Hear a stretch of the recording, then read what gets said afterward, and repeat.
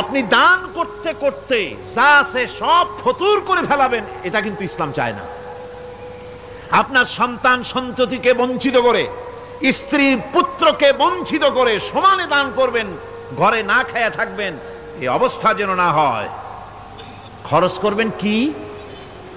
আল্লাহ পাক বলছেন ওয়ায়াসআলুনাকা মাযা ইউনফিকুনা কুলিল আফওয়া। নবী আপনাকে প্রশ্ন করা হয় কি খরচ করব, আপনি বলুন প্রয়োজনের অতিরিক্ত জিনিস যেটা আছে সেটাই আল্লাহর জন্য খরচ করে দাও। তোমার প্রয়োজন যখন মিটে গেছে, ব্যাংকের মধ্যে অসংখ্য টাকা জমা রাখা খালি গুনতেছে বসে বসে, তা না করে অভাবগ্রস্ত মানুষদের প্রয়োজন মিটাও। খরচ করার ভিতরে আর খরচ না করার ভিতরে ভারসাম্য রক্ষা করতে হবে। ولا تجعل يدك مغلولة إلى عنقك ولا تبسطها كل البسط فتقعد ملوما محسورا। তোমাদের দানের হাত গুটায় একেবারে গলার সাথে বেঁধে রেখো না, আবার এমন বেশি ছেড়েও দিও না, কারণ এর ফলে তোমাকে অনুতপ্ত হওয়া লাগতে পারে, কার্পণ্যতাও না হয় আর দ্বিতীয় জমের মতো দিয়ে সব ফতুরু না হয়ে যাও। দুটোর মধ্যে ব্যালেন্স হতে হবে। আর 8 নম্বরে কথা হচ্ছে এই যে এই দানের উপযুক্ত কারা। আপনি তো যাকাত দিবেন কাদেরে, সে কথা আল্লাহ বলে দিয়েছেন, আগে বলা হয়েছে না? কয়টা খাতে দিবেন? মাশাআল্লাহ, মনে আছে আপনাদের। আর এমনি সাধারণ দান সদকা কাদেরকে দিবেন, উপযুক্ত পাত্র কারা, তার একটা লিস্ট আল্লাহ দিচ্ছেন। وبالوالدين إحسانا وبذي القربى واليتامى والمساكين والجار ذي القربى।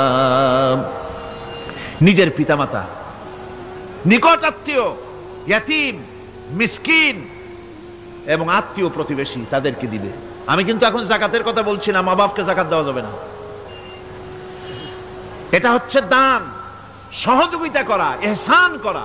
এই ইহসান মা বাপকে, প্রতিবেশী আত্মীয় যারা, মিসকিন যারা, এতিম যারা, অনাত্মীয় প্রতিবেশী যারা, চলার সাথী, প্রবাসী এবং নিজের চাকর চাকরানি যা কিছু আছে, এই সকলকেই এই সাহায্য করতে হবে, একথা আল্লাহ বলে দিয়েছেন। এবং আমরা যে আয়াত আলোচনা করতেছি সে আয়াতের ভিতরেও এই ফেরেশতা আল্লাহ পাক বলে দিয়েছেন। আল্লাহর রাস্তায় যারা দান করবে তাদের সম্পর্কে আল্লাহ বলছেন এখন, মাসালুল লাযীনা ইউনফিকুনা আমওয়ালাহুম ফি সাবিলিল্লাহি কামাসালি হাব্বা। আল্লাহর রাস্তায় খরচ করা এর দৃষ্টান্ত হলো একটা দানার মতো, যেই দানাটা থেকে 7টা ডাল বেরিয়ে গেল। ফি কুল্লি সুমবালাতিন মিআতু হাব্বা, একটা দানা থেকে 7টা ডাল বেরোলো, এক একটা ডালে 100 করে দানা হলো, সব মিলাইয়া 700 দানা হয়ে গেল। ওয়াল্লাহু ইউদাইফু লিমান ইয়াশা ওয়াল্লাহু ওয়াসিউন আলীম। আল্লাহ পাক বলেন এই পৃথিবীতে একটা দানায় 700 দানা যে আল্লাহ রাব্বুল আলামিন তোমার হাতে ধরায় দিলেন, সে আল্লাহ পাকের ব্যাংকে যদি টাকা জমা রাখো, আল্লাহর রাস্তায় যদি খরচ করো, 700 গুণ বাড়ায় আল্লাহ তোমার হাতে ধরাইয়া দিবেন। আল্লাহু ইউদাইফু লিমান ইয়াশা, আর আল্লাহ ইচ্ছে করলে এর থেকেও বেশি তোমাকে দান করবেন। সুবহানাল্লাহ, কোন জোরে। আর এই দান করতে হবে মরার আগে। কোন সময় দেবেন কোন? আমার দেশে বহু মুসলমান আছে যারা বলে হুজুর আসি আপনাদের পিছনে, যা বলেন আসি, জীবন দিয়া দেব। এরা খুব চালাক, জীবন দিতে চায়, মাল দিতে চায় না। আল্লাহ তো আগে জীবন চায় নাই, আল্লাহ আগে কি চেয়েছেন? কোন আল্লাহ আগে কি চেয়েছেন? আল্লাহ চেয়েছেন মাল। ওয়াতুজাহিদুনা ফি সাবিলিল্লাহি বিআমওয়ালিকুম ওয়া আনফুসিকুম। আল্লাহ পাক বলেন জিহাদ করো আমার রাস্তায় মাল দিয়ে আর জান দিয়ে। মাল দাও আগে, মাল না দিয়া যদি আগে মরে যাও মালটা তো থেকেই গেল, সুতরাং মাল আগে আমার রাস্তায় দাও। দেবা কখন? মরার আগে দাও। وأنفقوا مما رزقناكم من قبل أن يأتي أحدكم الموت আমার রাস্তায় খরচ করো মৃত্যু আসার আগে। فيقول رب لولا أخرتني إلى أجل قريب যদি মরার আগে না দাও, মৃত্যুর সময়, মৃত্যু যখন এসে গেল সেই সময় যদি বলো, অনুশোচনা যদি করো, আহারে যদি আমি সময় পাইতাম, একটুখানি যদি সময় দিতে আল্লাহ, একটু সময় আমারে যদি দাও, ফাসাদ্দাকা ওয়া আকুম মিনাস সালিহিন, দান সদকা করব, সব আল্লাহর রাস্তায় দিয়ে দেব, আর আমি সালেহ বান্দাদের মধ্যে শামিল হয়ে যাব। আল্লাহ একটু সময় আমারে দাও। আল্লাহ পাক বলছেন, ওয়ালা ইউআখিরাল্লাহু নাফসান ইযা জাআ আজালুহা আল্লাহু খাবীরুম বিমা তা'মালুন। মৃত্যুর নির্ধারিত সময় আসলে এক সেকেন্ড আগে পাশে করা হবে না। সুতরাং মৃত্যুর আগে খরচ করো। আপনি মনে করবেন যে আপনি মরে গেলে পরে আপনার ছেলে মেয়ে আপনার জন্য করবে, খরচ করবে। হ্যাঁ করবে ঠিক, মরার পরে কুলখানির পরে 40, তারপরে শেষ, এরপর আর করবে না। আপনার ছেলে মেয়ে আপনার জন্য করবে তার প্রমাণ তো আপনি নিজে। আপনি আপনার ছেলের মেয়ের জন্য কি করে, আপনার মা বাবার জন্য কি করছেন? আপনার মা বাবার জন্য যদি আপনি কিছু না করে থাকেন, আপনার ছেলে মেয়ে আপনার জন্য করবে না। সুতরাং নিজের কাজ নিজে করেন। আপনার পিঠ যদি চুলকায়, আর নাতিরে যদি বলেন নাতি পিঠটা চুলকায় দাও, সে যে জায়গা চুলকাবে আপনি করবেন উত্তর দিকে, সেই উত্তর দিকে, দক্ষিণ দিকে, উপরে, নিচে, পিঠে, পাছার কাছে, যে জায়গায় আঙ্গুল দেবে আপনি করবেন ওখানে না, আবার আরেকটু উপরে দাও, আরেকটু পাশে দাও, জায়গা মতো পড়বেই না। আর কষ্ট করে নিজের হাতটা যদি পৌঁছাইতে পারেন জায়গা মতো পড়ে, একবার চুলকানি মারলেই চুলকানি শেষ, ঠিক কিনা? সুতরাং আপনি অন্যের উপরে ভরসা না করে নিজের খরচ নিজেই করে যান, নিজের কাজ নিজে করে যান, আল্লাহর রাস্তায় খরচ করে যান, বেশি পরিমাণে খরচ করেন। যত খরচ করবেন আল্লাহ রব্বুল আলামিন রাজি হয়ে যাবে। কোন সুবহানাল্লাহ। তাবুকের যুদ্ধের জন্য, তাবুকের জিহাদের জন্য আল্লাহর নবী চাঁদা চেয়েছিলেন। চাঁদা করা কোনো নাজায়েজ জিনিস না, তবে চাঁদাবাজ নাজায়েজ। মানুষকে কষ্ট দিয়ে পয়সা জবরদস্তিমূলক আদায় করা। 10,000 টাকা দিবেন মিয়া, 10 লাখ টাকা দিতে হবে, এত টাকা পাবো কে? আর মিয়া পাবেন কই? রাইফেলের বাট দেখায়, তারপরে জামা প্যান্টের কাছে চুলকাতে গিয়া রিভলভারের বাট দেখায় দেয়। দেবেন না, আমার লোক এসে আদায় করে নিয়ে যাবে, তোমার বাপ দেবে কবরে উঠে। এটা জায়েজ নাই। কথা বুঝতে পেরেছি? রাসূল করিম সাল্লাল্লাহু আলাইহি ওয়াসাল্লাম সাহায্য চেয়েছেন, সাহায্য। রোমকদের সঙ্গে যুদ্ধ হবে, সাহায্য লাগবে, যার কাছে যা আছে নিয়ে আসো। মহিলারা কানের দুল খুলে দিল, নাকের ফুল খুলে দিল, গলার হার খুলে দিল। মানুষের সাহাবায়ে কেরাম টাকা করি উজাড় করে দিতে লাগলেন। এত হলো, হুজুরকে দেখা যায় না, স্তূপ হয়ে গেছে, সোনা দানা টাকা পয়সা অস্ত্রপাতির স্তূপ। হুজুর বলছেন তোমরা তো সবাই দিলে, আমার আবু বকর কোথায়? হযরত সিদ্দিক আকবর রাদিয়াল্লাহু তাআলা আনহু, তিনি ছিলেন এক পিলারের আড়ালে, খামের আড়ালে, সেখান থেকে বেরিয়ে এসেছেন, হাতে 70টা পোটলা। হুজুর দেখেন হযরত আবু বকরের চোখে পানি, হুজুরের হাতে পোটলাটা উঠাই দিলেন। নবীজি পোটলা খুলে ছাড়লেন, কয়েক কেজি গম পড়লো, আর কয়েকটা দিরহাম পড়লো। হুজুর হযরত আবু বকরের দিকে তাকায় দেখেন সিদ্দিক আকবর রাদিয়াল্লাহু তাআলা আনহুর চোখের থেকে পানি পড়ে দাড়ি ভিজে ভিজে পড়তেছে।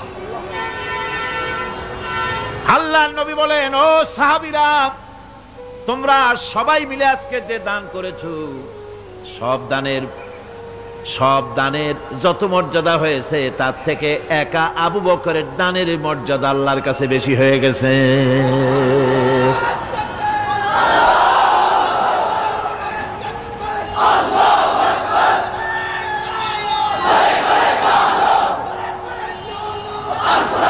সাহাবায়ে কেরামের মনের ভিতরে প্রশ্ন জাগলো, এটা কেমনে হলো? আমরা এত দিলাম। এই জিহাদে হযরতে ওমর রাদিয়াল্লাহু তাআলা আনহু তার জীবনের সঞ্চিত সম্পদের অর্ধেকটা, পুরা অর্ধেকটা দান করে দিয়েছিলেন। হুজুর সাহাবায়ে কিরামদের মনের অবস্থা বুঝলেন, প্রশ্ন করলেন তোমরা কে কত দিছো, বাড়ি কত আছে? প্রত্যেকেই বললেন এত দিছি, বাড়ি এত আছে।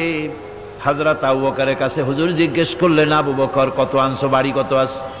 হযরত আবু বকর বলেন, ইয়া রাসূলুল্লাহ, হে আল্লাহ পাকের নামে কসম করে বলি, আমি আবু বকরের ঘরে আল্লাহ আমি আবু বকরের বাড়িতে জাগতিক সম্পদ বলতে যা বুঝায় সব এনে রাসূল কারীমের কদম মোবারকে হাজির করেছি।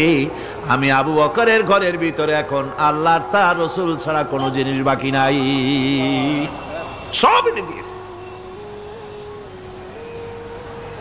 আমার ভাইয়েরা,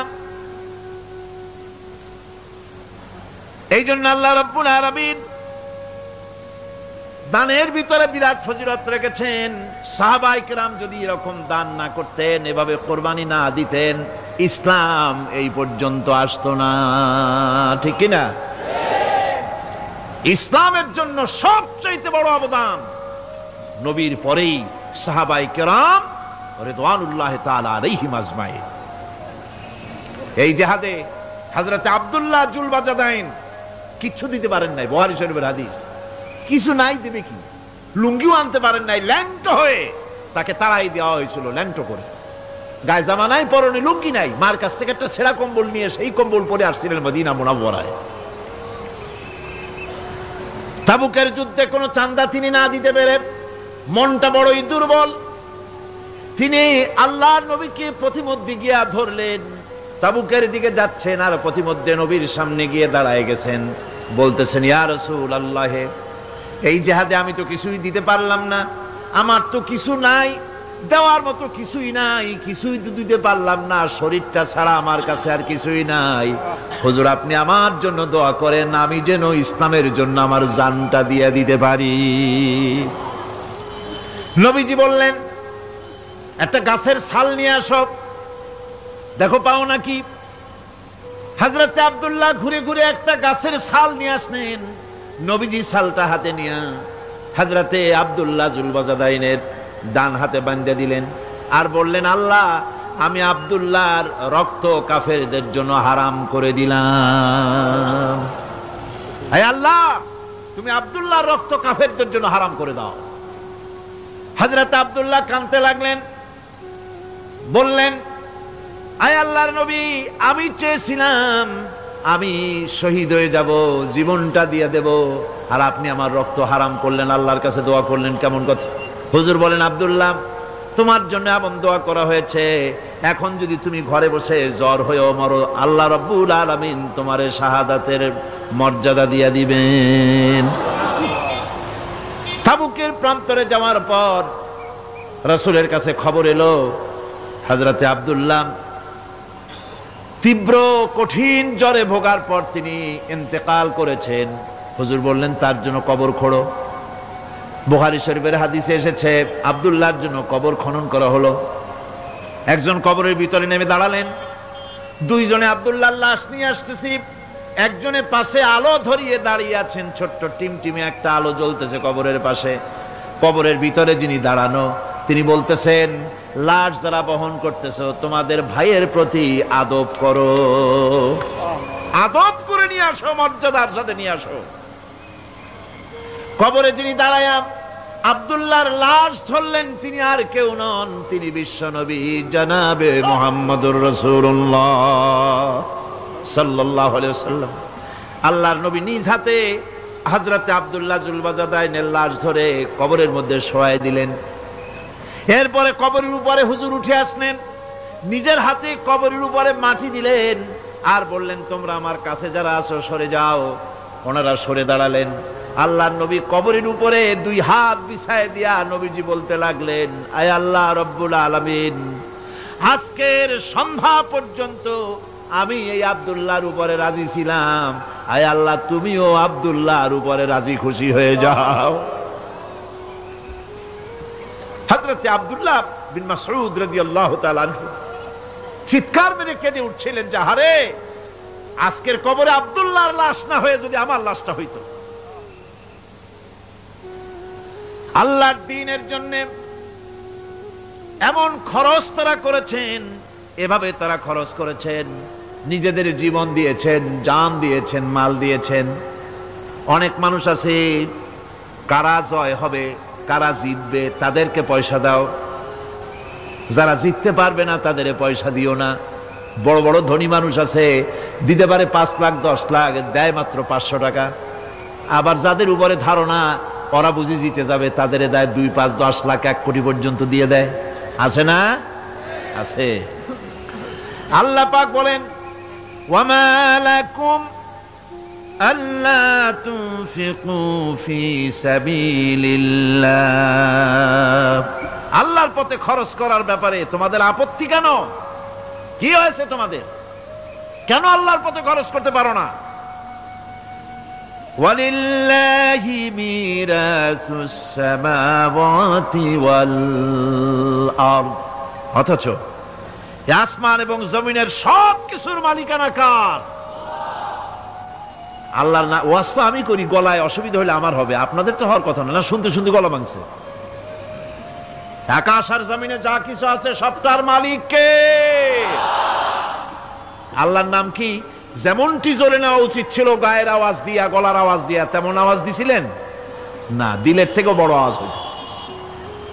গায়ের শক্তি দিয়ে আল্লাহ পাকের নাম নেন। আকাশ জমিন সবকিছুর মালিকানা কার? সে আল্লাহ রাব্বুল আলামিন বলেন লা ইয়াস্তাবি মিনকুম মান আনফাকা মিন ক্বাবলিল ফাতহি ওয়া ক্বাতালা।